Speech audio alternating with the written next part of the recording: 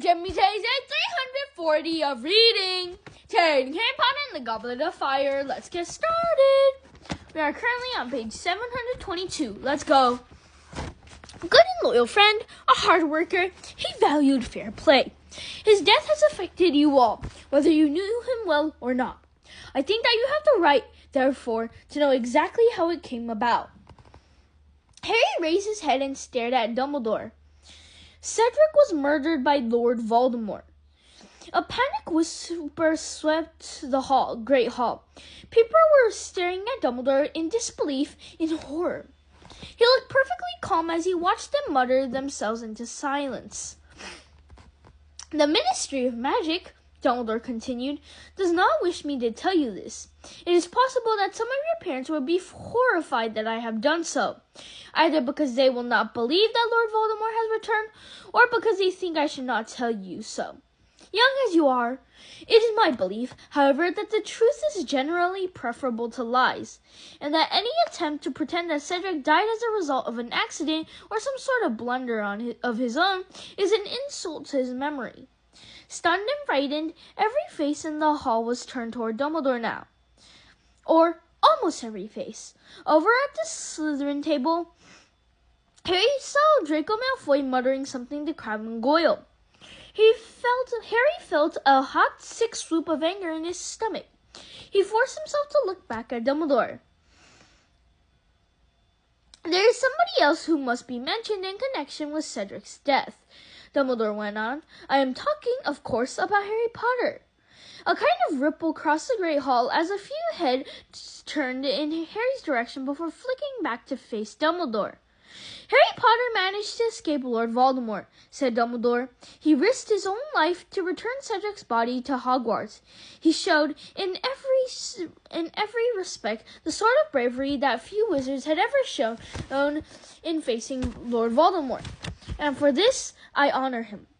Dumbledore turned gravely to Harry and raised his goblet once more. Nearly everyone in the Great Hall followed suit. They murmured his name as they had murmured Cedric's and drank to him.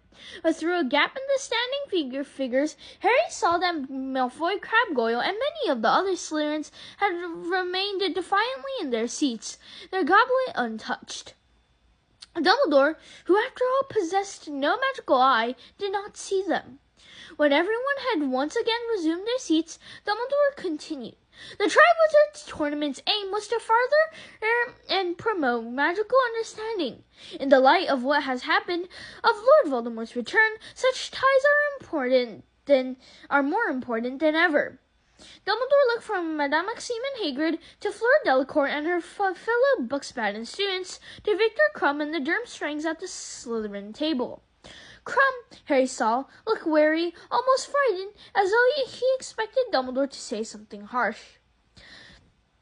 Every guest in this hall, said Dumbledore, and his eyes lingered upon the Durmstrang students, will be welcomed back here at any time, should they wish to come. I say to you all, once again, in light of Lord Voldemort's return, we are only as strong as we are united, as weak as we are divided. Lord Voldemort's gift for spreading discord and enmity is very great. We can fight it only by showing an equally strong bond of friendship and trust. Difference of habit and language are nothing at all if our aims are identical and our hearts are open. It is my belief, and never have I so hoped, that I am mistaken, that we are all facing dark and difficult times. Some of you in this hall have already suffered directly at the hands of Lord Voldemort. Many of your families have been torn asunder. A week ago, a student was taken from our midst. Remember Cedric. Remember the time should come when you had to make a choice between what's right and what is easy. Remember what happened to a boy who was good and kind and brave, because he strayed across the path of Lord Voldemort. Remember Cedric Diggory. Harry's trunk was packed. Hedwig was back in her cage on top of it. He, Ron, and Hermione were waiting in the crowded entrance hall with the rest of the fourth years for the carriage that would take them back to Hogsmeade Station. It was another beautiful summer day. He supposed that Privet Drive would be hot and leafy, its flower beds a riot of color, when he arrived there that evening. The thought gave him no pleasure at all. Harry! He looked around. Fleur Delacour was hurrying up the stone steps into the castle. Beyond her, far across the grounds, Harry could see Hagrid helping Madame Maxime to back two of the giant horses into their harness. The Bucksbane's carriage was about to take off. "We will see each other again, I hope," said Fleur, as she reached him, holding out her hand. "I am hoping to get a job here to improve my English." "It is very good already," said Ron in a strangled sort of voice. Fleur smiled at him. Hermione scowled. "Goodbye, Harry," said Fleur, turning to go. "It has been a pleasure meeting you." Harry's spirits couldn't help but lift slightly as he watched Fleur hurry back across the lawn toward Madame Maxime, her silvery hair rippling in the sunlight. "Wonder how the Durmstrang students are getting back," said Ron. "Do you reckon they can steer that ship without Karkaroff?" "Karkaroff did not steer," said a gruff voice. "He stayed in his cabin and let us do the work." Crumb had come to say goodbye to Hermione. "Could I have a word?" he asked her. "Oh, yes, all right," said Hermione, looking slightly flustered and following Crumb through the crowd and out of sight. "You'd better hurry up," Ron called loudly after her. "That carriage'll be here in a minute." He let Harry keep a watch for the carriages, however, and spent the next few minutes craning his neck over the crowd to try and see what Crumb and Hermione might be up to. They returned quite soon.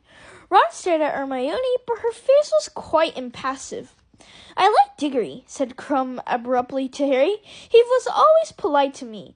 Always. Even though I was from Durmstrang, with Karkaroff," he added, scowling. "Have you got a new headmaster yet?" said Harry. Crumb shrugged. He held out his hand as Fleur had done, shook Harry's hand, and then Ron's. Ron looked as though he were suffering some sort of painful internal struggle. Crumb had already started walking away when Ron burst out, "Can I have your autograph?" Hermione turned away, smiling at the horseless carriages that were now trundling toward them up the drive, as Crumb, looking surprised but gratified, signed a fragment of parchment for Ron. The weather could not have been more different on the journey back to King's Cross than it had been on their way to Hogwarts the previous September. There wasn't a single cloud in the sky. Harry, Ron, and Hermione had managed to get a compartment to themselves. Pigwidgeon was once again hidden under Ron's dress ropes to stop him from hooting continually. Hedwig was dozing, her head under her wings, and Crookshanks was curled up in a spare seat like a large furry ginger cushion. Harry, Ron, and Hermione talked more fully and freely than they had all week as the train sped them southward. Harry felt as though Dumbledore's speech at the leaving feast had unblocked him, somehow. It was less painful to discuss what had happened now. They broke off their conversation about what action Dumbledore might be taking. Even now, to stop Voldemort only when the lunch trolley arrived.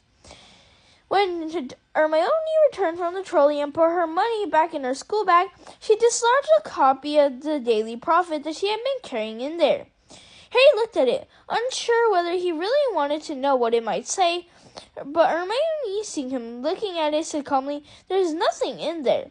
You can look for yourself." "But there's nothing at all. I've been checking every day. Just a small piece today after a third test, saying you won the tournament. They didn't even mention Cedric. Nothing about any of it. If you ask me, Fudge is forcing them to keep quiet." "He'll never keep Rita quiet," said Harry. "Not on a story like this." "Oh, Rita hasn't written anything at all since the third task," said Hermione in an oddly constrained voice. "As a matter of fact," she added. "Oh, thank you, everyone. That's all for today. Bye. See you tomorrow." Tomorrow we're going to read page 727. 6, 7.